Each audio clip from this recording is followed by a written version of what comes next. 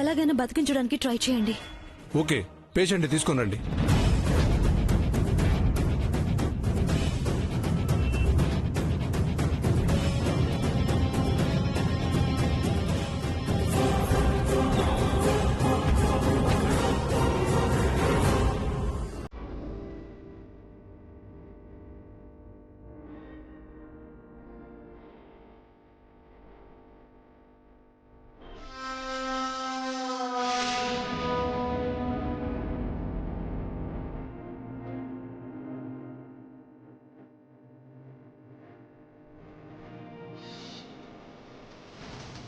అమ్మా, వధూవరుల జాతకాల ప్రకారం నేటికి సరిగ్గా 6వ రోజున దివ్యమైన ముహూర్తం ఉంది. అయితే ఆ ముహూర్తమే ఖాయం చేయండి పంతులు గారు. అలాగే అమ్మా. స్వరూప గారికి ఒక మాట చెప్పి నిర్ణయం తీసుకుంటే మంచిదేమో అమ్మమ్మ. అదిగో మాటల్లోనే వచ్చారు. మీకు నూరేళ్ళు వదినా. రామ్మా కూర్చో.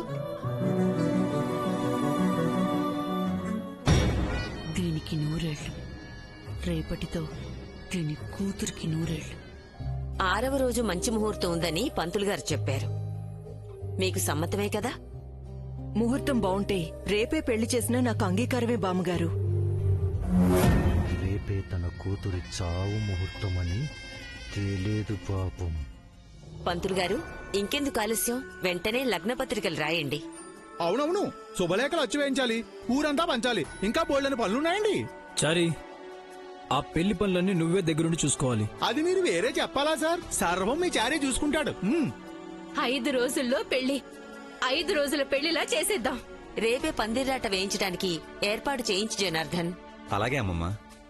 రేపు పందిరాట, ఎల్లుండి గౌరీ పూజ, వరపూజ, ఆ తర్వాత రోజు సంగీత్ మెహందీ ఫంక్షన్. అబ్బబ్బబ్బా, ఈ 5 రోజులు సందడే సందడి. మరి షాపింగ్ మాట ఏమిటి మేడం? అవును, అదొకటి మిగిలిపోయింది. పెళ్లి పనులు మొదలయ్యాక పెళ్లి కొడుకు పెళ్లి కూతురు బయటికెళ్ళకూడదు.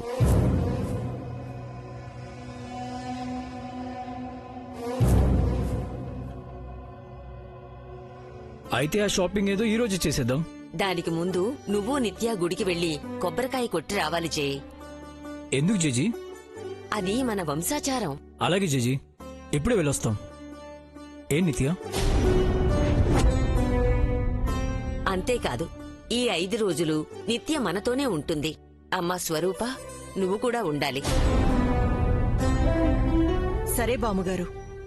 ఇదెక్కడాచారం అమ్మమ్మా? ఎక్కడైనా ఎవరింట్లో వాళ్ళు పెళ్లి పనులు చేసుకోవడం ఆనవాయితీ కదా. ఏమండి?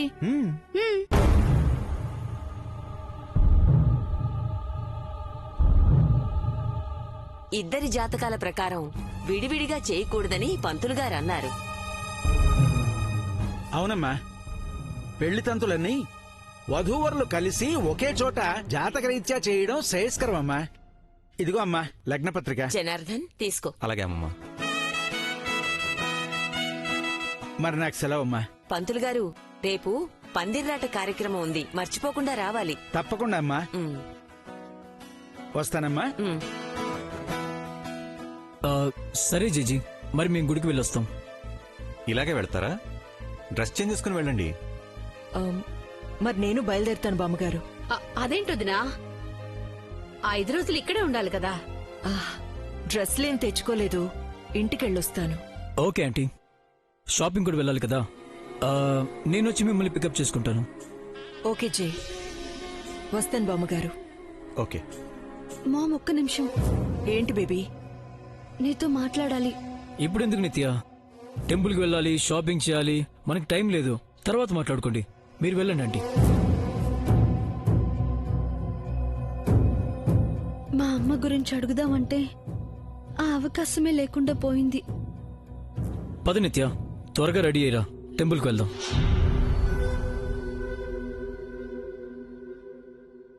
కల్పన, ఈ లగ్నపత్రిక దేవుడి ముందు పెట్టి చారికి ప్రింటింగ్ ప్రెస్కి వెళ్ళొస్తాడు. త్వరగా దేవుడి దగ్గర పెట్టి తీసుకురండి మేడం, ఈలోపు మిగతా పనులు చూస్తాను. ఇప్పుడు మంచి ట్రాఫిక్ టైము.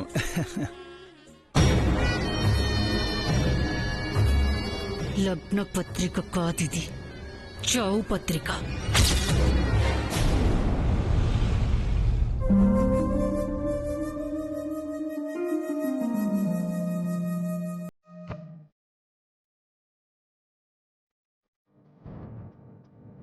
ఇంటికొచ్చినప్పుడు మంగెందుకు స్టోర్ రూమ్ వంక అలా చూసింది?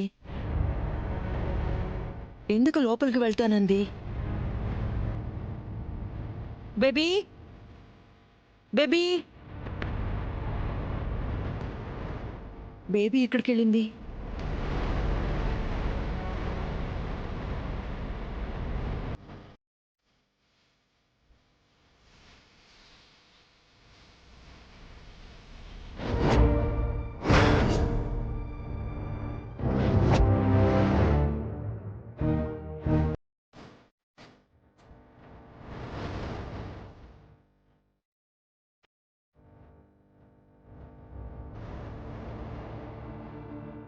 అంటే బేబీ మంగ వాళ్ళమ్మని ఇక్కడే బంధించి పెట్టిందా?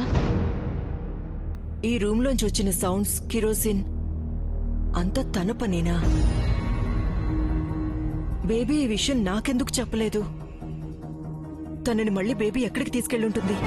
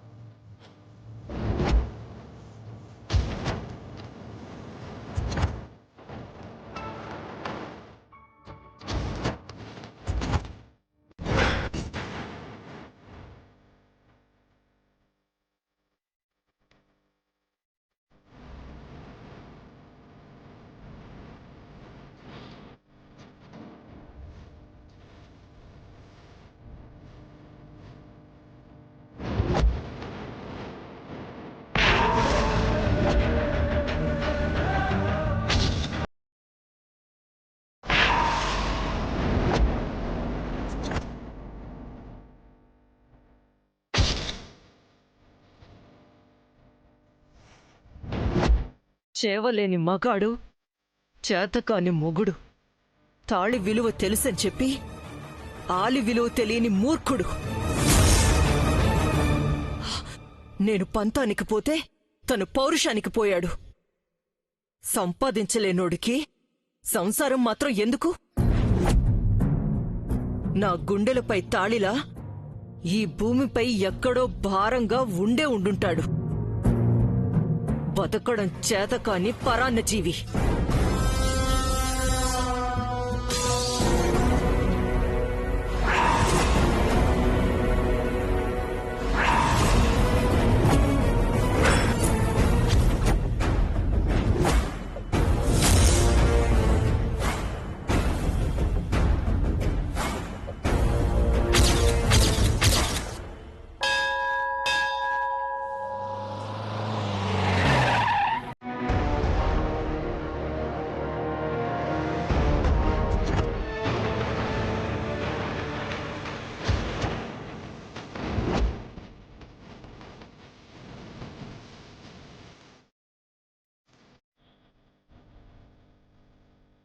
సార్, విదేశాల నుంచి వచ్చిన మీరు మీ సొంత మనుషుల దగ్గరికి వెళ్తారనుకుంటే సరాసరి గుడికొచ్చారేంటి సార్? నా సొంత మనుషుల్ని చూపించమని దేవుణ్ణి సహాయం అడగడానికి వచ్చాను. అర్థం కాలేదు సార్. ఇద్దరు తప్ప ఈ ప్రపంచంలో నా సొంత వాళ్ళంటూ ఎవరూ లేరమ్మా. ఆ ఇద్దరిని ఈ దేశాన్ని వదిలేసి 20 సంవత్సరాల క్రితం విదేశాలకు వెళ్ళాను. ఇప్పుడు ఆ ఇద్దరి కోసమే తిరిగొచ్చాను. ఇక్కడ వాళ్ళు ఎక్కడున్నారో కనిపెట్టాలి. ఎవరు సార్ వాళ్ళిద్దరూ? ఒకరు నా పాప, ఇంకా పేరు కూడా పెట్టని 2 రోజుల వయసున్న బిడ్డ. ఇంకొకరు ఆ బిడ్డని పెంచి పెద్ద చేయమని నేను బాధ్యతలు అప్పజెప్పిన నా మనిషి.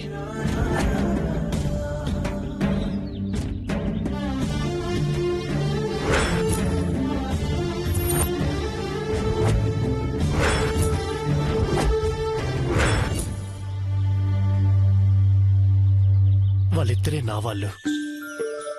నా కూతురే నా ప్రాణం, నా ప్రపంచం. నా 20 ఏళ్ల పోరాటం తన కోసమే.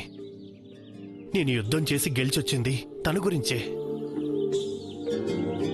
నా కంటి పాపలా నా చిన్నారి పాప ఇంకా నా కళ్ళ ముందు మెదులుతూనే ఉంది. ఇప్పుడు బాగా పెరిగి పెద్దదై ఉంటుంది. ఎప్పుడు ఒకరికొకరు ఎదురు పడతామో, ఎప్పుడు ఒకరినొకరు కలుసుకుంటామో ఆ దేవుడే నాకు సహాయం చేయాలి. ఈ తండ్రిని ఆ కూతురిని కలపాలి.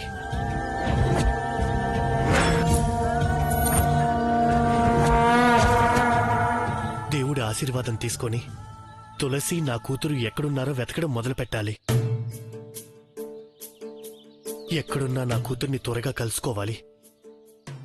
త్వరలోనే నా కూతుర్ని కలుస్తానన్న నమ్మకం నాకుంది.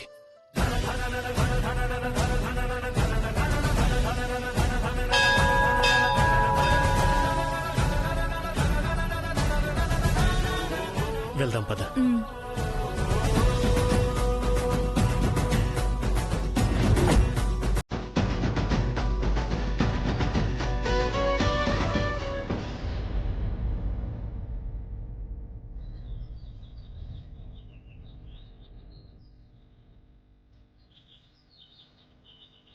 స్వామి, మా అమ్మ ఎక్కడుందో ఎలా ఉందో తెలియక భయపడుతున్నాను. నేను నమ్మిన స్వరూప మేడం అమ్మాయి గారు నన్ను నమ్మకుండా మా అమ్మను దాచిపెట్టి నన్ను క్షోభ పెడుతున్నారు. జైసర్ వాళ్ళ ఇంట్లో నన్ను ఎందుకు ఉంచారో చెప్పడం లేదు. నాకేం అర్థం కావడం లేదు స్వామి. మా ఊళ్ళో మా అమ్మతో ప్రశాంతంగా ఉందామనుకుంటే మళ్ళీ ఈ పద్మ వ్యూహంలోకి వచ్చి పడ్డాను. నువ్వే కాపాడాలి స్వామి. ఈ గండం నుంచి నువ్వే నన్ను గట్టెక్కించాలి.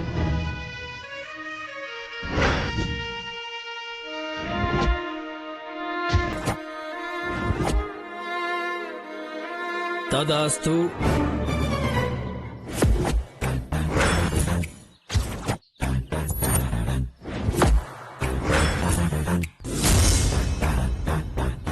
తదాస్తు ఏంటి?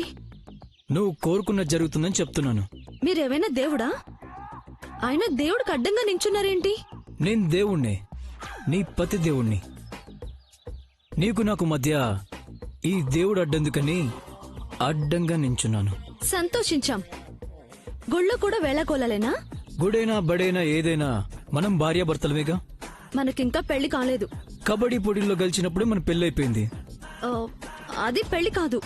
3 ముళ్ళు వేశాను, పూలదండలు మార్చుకున్నాం, 7 అడుగులు నడిచాం, ఒకే బెడ్పై పడుకున్నాం, హగ్గులు ముద్దులు కూడా ఇచ్చుకున్నాం.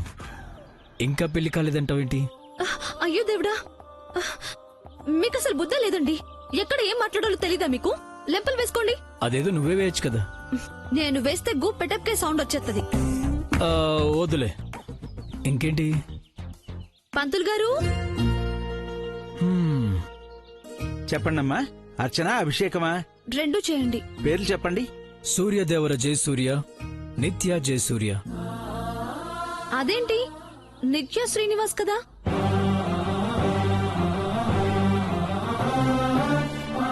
అంటే పెళ్ళయ్యాక కూడా మీ ఫాదర్ పేరు తోకలా తగిలించుకుంటావా? ఇంకా పెళ్లి కాలేదు కదా? అవుతుంది కదా. అయ్యాక కదా? అంటే అవ్వదనా? అయ్యాక అని. అయ్యా, మీ వాదులాట ఆపి పేర్లు చెప్పండి. ఆయన జై, నేను నిత్య. ఆ పేర్లతో పూజ చేయండి. ఈ లోపు నేను ప్రదక్షిణలు చేసొస్తాను. అలాగేనమ్మా.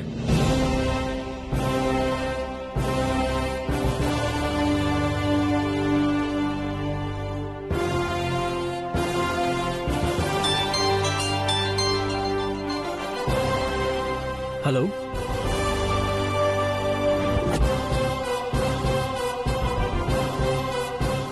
పూజారి గారు, చెప్పండి అయ్యా. పూజ చేయాలి. ఏ పూజ చేయాలి? నా కూతురు కనిపించాలని. మీ అమ్మాయి తప్పిపోయారా? తన చిన్నప్పుడే నేను దూరం అయ్యాను. ఇప్పుడు మళ్ళీ కలుసుకోవడానికి వచ్చాను.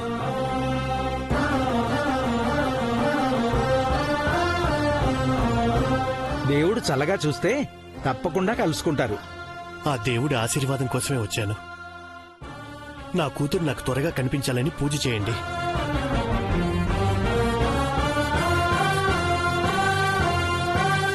అలాగే. ఆ కొబ్బరికాయ పూజ సామాగ్రి ఇలా ఇవ్వండి.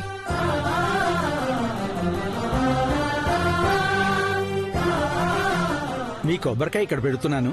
ముందుగా వారి పూజ చేసి మీ పూజ చేస్తాను. సరేనండి. ఓం గణానాం త్వా గణపతిగుం హవామహే కవిం కవీనాం ఉపమశ్రవస్తమం.